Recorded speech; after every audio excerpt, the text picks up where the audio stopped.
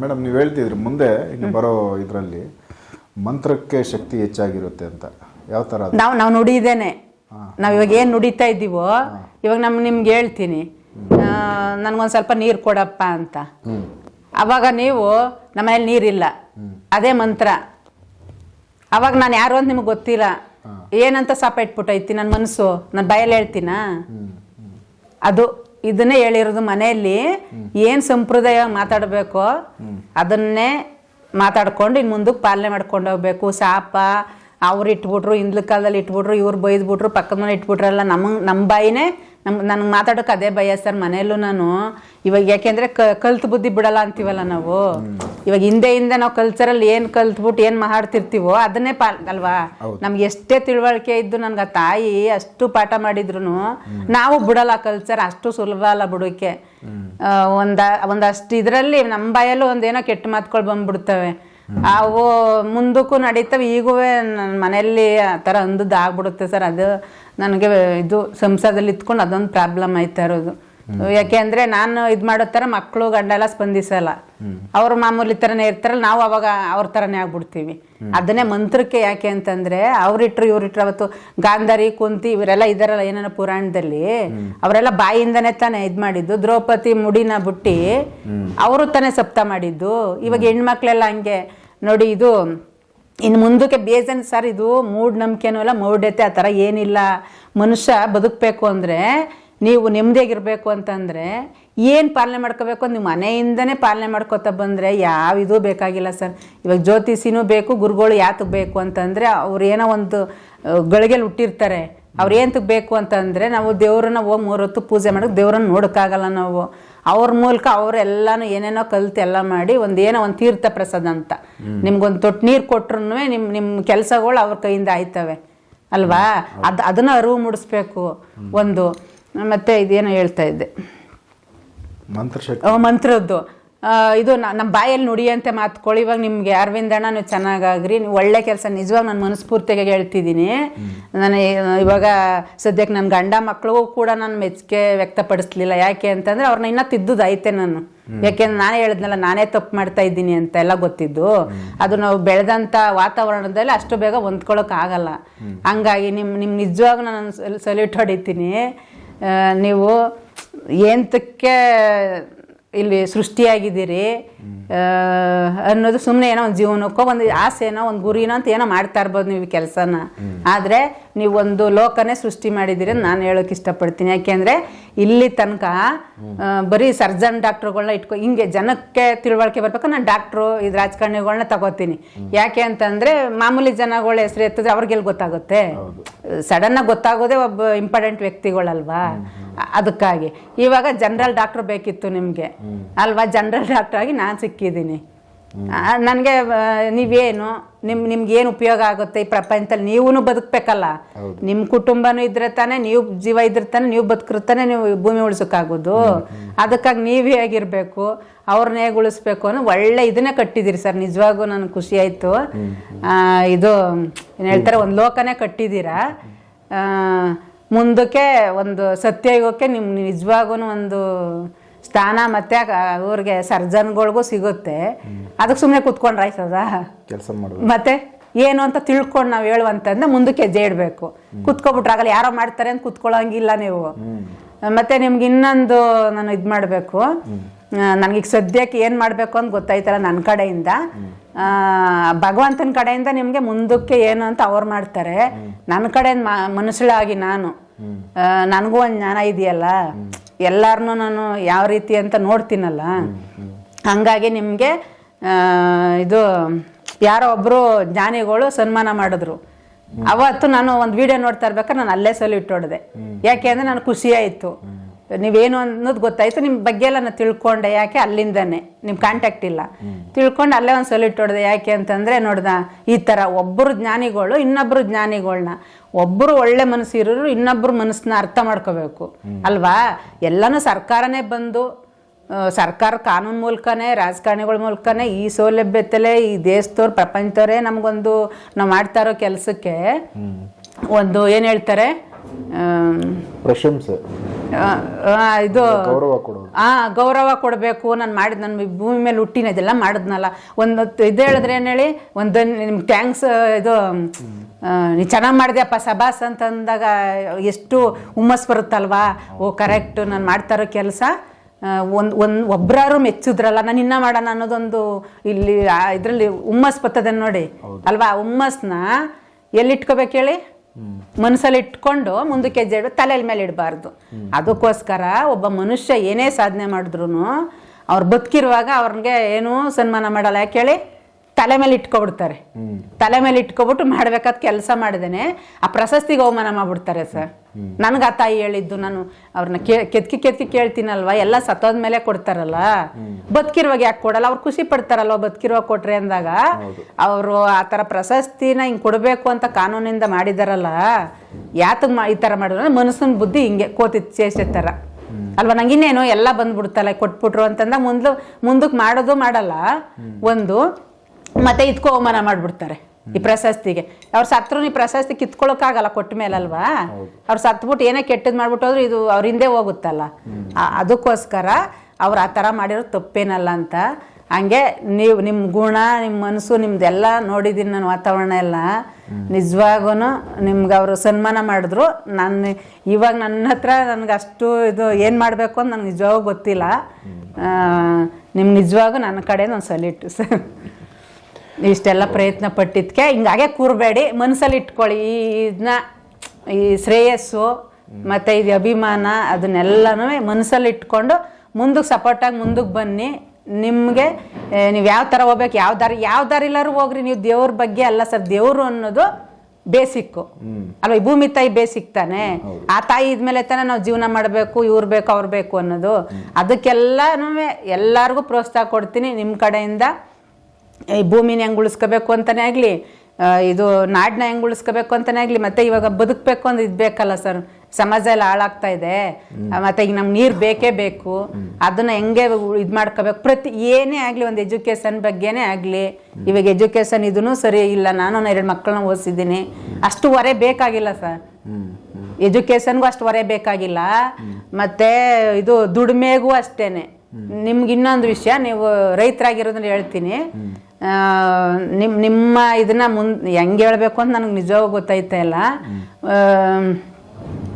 ಇದು ನೀವು ಮಾಡ್ತಾ ಇದ್ದೀರಲ್ಲ ಕೆಲಸ, ಇವಾಗ ರೈತ ಆಗಿ ಅದನ್ನು ಭೂಮಿ ತಾಯಿಲಿ ಏನು ನಿಮಗೆ ಬೆಳೆಬೇಕು ಅನ್ನಿಸ್ತಾಯಿತ್ತು ನಿಮ್ಮ ಜೀವನಕ್ಕೆ, ಅದನ್ನು ಬೆಳ್ಕೊಂಡು ನೀವು ಸೈಡ್ಗೆ ಅಂತ ಇದನ್ನೊಂದು ಇದು ಮಾಡ್ಕೊಂಡಿದ್ದೀರ, ಸ್ವದೇಶ್ ಮೀಡಿಯಾ ಅಂತ ಒಂದು ಇದು ಮಾಡ್ಕೊಂಡು ಏನು ಮಾಡಿದರೆ, ಒಂದು ದೇವಲೋಕನೇ ಸೃಷ್ಟಿ ಮಾಡಿದರೆ. ಅದು ಯಾವ ಲೋಕ ಅಂತ ಈಗ ಹೇಳಲ್ಲ ಆಯಿತಾ. ಆ ಲೋಕನೇ ಸೃಷ್ಟಿ ಮಾಡ್ಕೊಂಡು ಇದನ್ನು ಪ್ರಪಂಚಕ್ಕೋಸ್ಕರ ನೀವು ನಾನಿವಾಗ ಹೆಂಗೆ ಸಂಸಾರದಲ್ಲಿ ಇತ್ಕೊಂಡು ಏನೋ ಒಂದು ಮಾಡ್ತೀನಿ ಹಂಗೆ ಮಾಡ್ತೀನಿ, ನಿಮಗೆ ಗೊತ್ತಿಲ್ಲ ಅದು.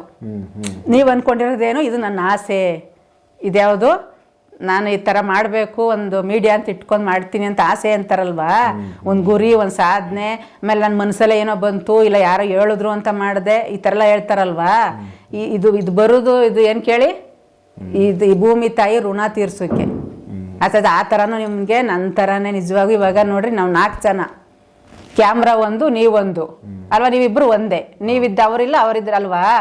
ಈ ಕ್ಯಾಮ್ರಾ ಬಂದ್ಬಿಟ್ಟು 4 ಜನಕ್ಕೆ ವಿಷಯ ತಿಳಿಸುತ್ತಾ, ನೀವು ಬೇಕು ತಾನೆ ಆಪರೇಟರ್ ಮಾಡೋಕ್ಕೆ. ಹಂಗೆ ನೀವು ಒಬ್ಬರೇ ಮಾಡೋಕ್ಕಾಗಲ್ಲ ಅಂತ ಅದು ನೋಡ್ರಿ. ಇವಾಗ ನೀವು ಹೋಗ್ಬಿಟ್ಟು ಈ ಥರ ಎಲ್ಲ ಐತೆ ಅಂತ ನೀವು ಎಷ್ಟು ಊರಿಗೆ ಹೇಳ್ಕೊಬರ್ಕಾಯ್ತಾಯ್ತು ಒಬ್ಬರೇ ಹೋಗಿ. ಇವಾಗ ಇದ್ರ ಮೂಲಕ 3ನೇ ಕಣ್ಣು ಅಂತಾರೆ ಶಿವ. ಅದರಿಂದ ನೋಡ್ರಿ ಎಷ್ಟು ಜನಕ್ಕೆ ತಲುಪುತ್ತಲ್ವ ಒಂದು ಸೆಕೆಂಡಲ್ಲಿ. ಹಂಗೆ ನೀವಿಬ್ಬರು ಒಂದು, ನಾನು ಆ ತಾಯಿ ಒಂದು. ಇವಾಗ ಜನಕ್ಕೆ ನೀವು ತೋರಿಸ್ಬೋದು, ಕ್ಯಾಮ್ರಾನು ತೋರಿಸ್ಬೋದು. ನಾನು ಆ ತಾಯಿನ ಈಗ ತೋರ್ಸೋಕ್ಕಾಗಲ್ಲ, ಮುಂದಕ್ಕೆ ತೋರಿಸ್ತೀನಿ. ಆದರೆ ನಾನು ಒಬ್ಳು ಅನ್ಕೋತಾರೆ, ನಾನು ಒಬ್ಳಿಂದ ಏನಿಲ್ಲ, ಆ ತಾಯಿಯಿಂದನೇ ನಾನೊಂದು ಸೇರ್ತಾರ ನಿರ್ಜೀವ ವಸ್ತು ಅಂತಾರಲ್ವಾ, ಅದೇ ನಿರ್ಜೀವ ವಸ್ತುಗೆ ಹೇಳ್ತೀನಿ. ಇದು ಚೇರು 4 ಕಾಲಿದೆಯಲ್ಲ, ಈಗ ನಾನು ಕೂತಿರೋದು 4 ಕಾಲು ಚೇರ್ ಮೇಲೆನೆ, ಪ್ರಧಾನಿ ಕೂತಿರೋದು 4 ಚೇರ್ ಅಲ್ವಾ. ಅದಕ್ಕೆ ಪ್ರಧಾನಿ ಅಂತ ಹೇಳ್ತಾರೆ. ಇದು ನಾನು ಮಾಮೂಲಿ ಮನುಷ್ಯ, ಏನೋ ಒಂದು ಕುತ್ಕೊಂಡು ಗೊತ್ತಿರೋ ಅಂಥದ್ದು ಮಾತಾಡ್ತಿದ್ದೀನಲ್ವಾ. ಇದು 2 ಕಾಲು ದೇವ್ರದು, 2 ಕಾಲು ಕೂತಿದ್ದೀನಲ್ಲ ಮನುಷ್ಯಾಗ ನಾನೊಂದು ಹೆಸರಲ್ಲಿ, ಅದು ಹಂಗೆ ಪ್ರಧಾನಿನೂ ಅಷ್ಟೇನೆ. ಫಸ್ಟು ನೀವು ಜನಗಳು ಒಂದು ಯಾವುದೇ ಸ್ಥಾನ ಕೂರಿಸ್ಬೇಕಾದ್ರೂ ಅವ್ರ ಯೋಗ್ಯತೆ ಏನು, ಆ ಮನುಷ್ಯನ ಗುಣ ಏನು, ಅವ್ರದ್ದು ಕುಟುಂಬದ ಹಿನ್ನೆಲೆ ಏನು, ಆ ಮನುಷ್ಯ ಸ್ಥಾನ ಕೂತ್ಕೊಂಡ್ರೆ ಏನು ನಮಗೆ ಈ ಪ್ರಪಂಚಕ್ಕೆ ಏನು ಕೊಡ್ಬೋದು, ನಮಗೆ ನಮ್ಮ ಗ್ರಾಮಕ್ಕೆ ಅಲ್ಲಿ ಏನು ಕೊಡ್ಬೋದು, ಈ ದೇಶಕ್ಕೆ ರಾಜ್ಯಕ್ಕೆ ಅಲ್ಲಿ ಏನು ಕೊಡ್ಬೋದು ಅನ್ನೋದನ್ನ ನಾನು ಪ್ರಧಾನ ವಿಷಯ ಕೇಳ್ತಾ ಇಲ್ಲ, ಒಂದು ಚೇರ್ ವಿಷಯ ಕೇಳ್ತಾ ಇರೋದು. ಪ್ರತಿಯೊಂದು ಅಷ್ಟೇನೆ. ಇವಾಗ ನೀವು ಈ ಊರಿಗೆ ಅರವಿಂದಣ್ಣ ನೀವೊಂದು ಯಜಮಾನ ಆಗ್ಬಿಟ್ಟು ಈ ಊರೆಲ್ಲ ಅಭಿವೃದ್ಧಿ ಮಾಡೋಣ ಅಂದಾಗ ನಿಮ್ದ ಹಿನ್ನೆಲೆ ನೋಡ್ಬೇಕಲ್ವ ಅವರು. ಸುಮ್ಮನೆ ಕೂರಿಸ್ಬಿಟ್ರೆ ಆ ಥರ ಎಲ್ಲ ನೋಡ್ಕೊಂಡು ಜನಗಳು ಬುದ್ಧಿವಂತಿದವ್ರೆ ತಿಳ್ಕೊಂಡು ಆ ಸ್ಥಾನ ಕೊಟ್ಬಿಟ್ಟು ಅವರಿಂದ ತಗೋಬೇಕು.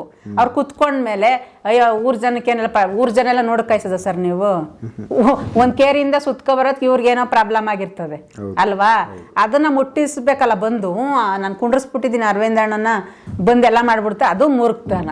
ಹೋಗಿ ಅವ್ರು ತಿಳಿಸ್ಬೇಕು. ಅದನ್ನ ಇವಾಗ ಪಾದಯಾತ್ರೆ ಅಂತ ಮಾಡ್ತಾರಲ್ವಾ, ನಾವು ಹೋಗ್ಬಿಟ್ಟು ಅದನ್ನ ಕೇಳ್ಬೇಕು ಇದನ್ನ ಕೇಳ್ಬೇಕು ಅಂತ ಸಂಘಗಳು ಕಟ್ಕೊಂಡು ಒಂದೊಂದು ಸಂಘದವರು ಇವಾಗ ಅದು ತಾನೇ ಎಷ್ಟು ಇದು ಮಾಡ್ತಾ ಇದಾರೆ ಸರ್. ಇವಾಗ ಕನ್ನಡಕ್ಕೆ ಅಂತ ಮಾಡ್ತಾರೆ, ಕನ್ನಡದವ್ರು ಎಷ್ಟು ಜನ ಇದಾರಪ್ಪ, ಎಲ್ಲರೂ ಹೋಯ್ತಾರ?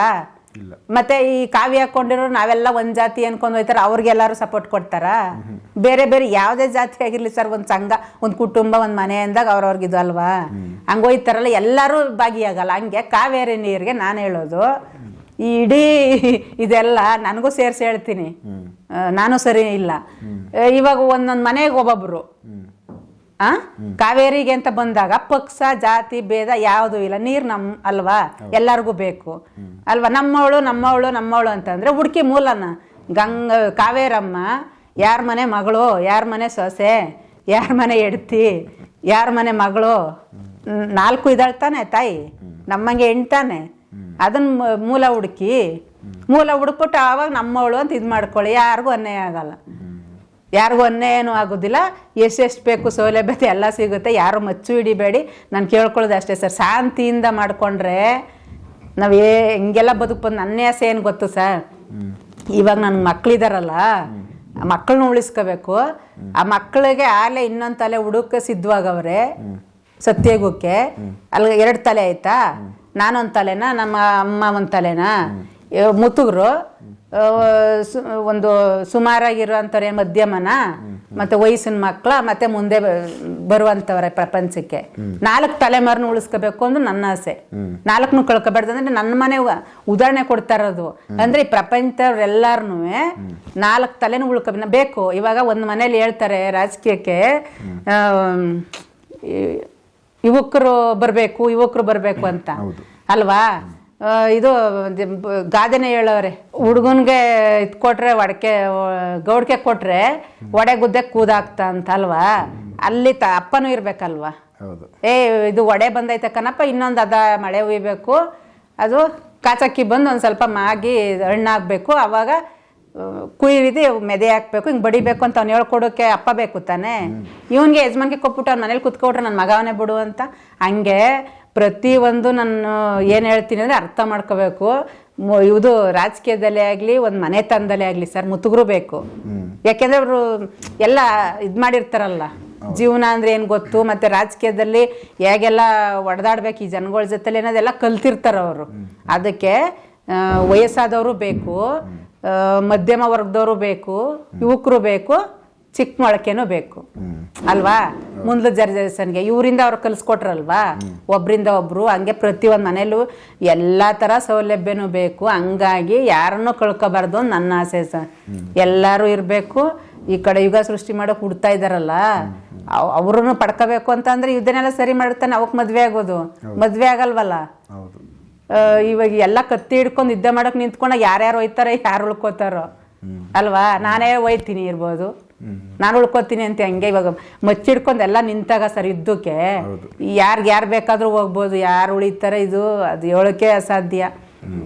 ಅದು ಗೊತ್ತಿದ್ದೆ ನಾನು ಸೂಸೈಡ್ ಮಾಡ್ಕೋಬೇಕು ಅಂತ ಹೊರಟಿದ್ದು. ಆವಾಗ ತೋರಿಸಿದ್ರು ಏನು ಇದನ್ನು ಹೇಳ್ಬಿಡ್ತೀನಿ ಕೇಳಿ. ಅದು ವಿಷಯ ಬಂದಾಗ ನಾನು ಇವಾಗ ನನ್ನ ಕೈಲಿ ಆಗಲ್ಲ, ನೀನು ಏಡಿನಾರು ಅನ್ಕೊಳಮ್ಮ, ನಾನು ಇಷ್ಟು ಶ್ರಮಪಟ್ಟು ಈಗ ಅರವಿಂದಣ್ಣ ಹತ್ರ ಹೋಗಿ ಇಷ್ಟು ಹೇಳ್ಬಿಟ್ಟಿದ್ದೀನಿ ಪ್ರಪಂಚಕ್ಕೆ, ನಾನು ಸತ್ತೋಗ್ಬಿಡ್ತೀನಿ ಅಂತಂದ್ರೂ ಇದೂ ಕೂಡ ಹೇಳಿತ್ತಾನ. ಒಂದು ನಮ್ಮ ಮನೇಲಿ ಕೂತ್ಕೊಂಡ್ರೆ ಹೇಳಿತ್ತಾನ, ಮತ್ತೆ ನನಗೆಲ್ಲ ಗೊತ್ತು ಅಂದ್ಬಿಟ್ಟು ಮುಂದೆ ನುಗ್ಬಿಟ್ಟು ಅಲ್ಲಿ ಅಲ್ಲೆಲ್ಲ ಕಲ್ಲ ಮಾಡೋದು ಹೇಳಿತ್ತಾನೇ. ಅದನ್ನ ತಾಯಿ ಯಾವ ರೀತಿ ಮಾಡಬೇಕು ಅಂತ ತಿಳಿಸ್ಕೊಟ್ಟಿದ್ದೆ ಅದೇ ರೀತಿ ಮಾಡಬೇಕು. ಒಂದು ಮತ್ತೆ ನಾನು ಇವಾಗ ನಾನು ಸತ್ತೋಗ್ಬಿಟ್ಟೆ ಅನ್ಕೊಳ್ಳಿ, ನಮ್ಮ ಮಕ್ಕಳನ್ನೂ ಸಹಿಸ್ಕೊಂಡು ಇಲ್ಲ ಅವ್ರು ಹೆಂಗಾರ ಮಾಡ್ಕೊಳ್ಳಿ ಬಿಡೋ, ನಾನು ಸತ್ತೋಗ್ಬಿಟ್ರು ನಾನು ಇವಾಗ ಒಂದು ಆತ್ಮಾಗಿ ಸುಳಿತಾ ಇರ್ತೀನಲ್ವಾ. ನನಗಲ್ಲಿ ಒಂದು ಯಾವುದೋ ಒಂದು ಲೋಕ ಅಂತ ಕಾಯಿಸೋದಲ್ಲ, ಸೇರ್ಸಲ್ಲ ನನ್ನನ್ನು. ಅಂತರ ಪಿಸಾಚಿ ಥರ ಅಲಿಬೇಕು ಒಂದು, ಅಲ್ದ್ರೂ ಇಲ್ಲೂ ಮಕ್ಕಳನ್ನು ಸೇರ್ಸಲ್ಲ. ಆ ಥರ ಮಾಡ್ತಾರೆ ಅವರು. ನನ್ನ ಮಕ್ಕಳು ನಮ್ಮ ಅಮ್ಮ ಸತ್ತೋಗಿದ್ದಾರೆ ತಾಡು ಒಂದು ಅಂತ್ಯ ಸಂಸ್ಕಾರ ಮಾಡೋಣ ಅಂತ ಒಂದು ನನ್ನ ಮೈ ಮೇಲೆ ಒಂದು ಪ್ರೋಕ್ಷಣ ನೀರು ಹಾಕ್ತಾ ಥರ ಪರಿಸ್ಥಿತಿ ತಂದುಬಿಡ್ತಾರೆ. ಅವ್ರಿಗೆ ಮನಸ್ಥಿತಿನ ಆ ಥರ ಮಾಡೋ ಥರ ಮಾಡಿಬಿಡ್ತಾರೆ. ಯಾವ ಜನ ಅಕ್ಕಪಕ್ಕದವ್ರು ಯಾರೋ ನನ್ನನ್ನು ಮುಟ್ತಂಗೆ ಮಾಡಿಬಿಡ್ತಾರೆ.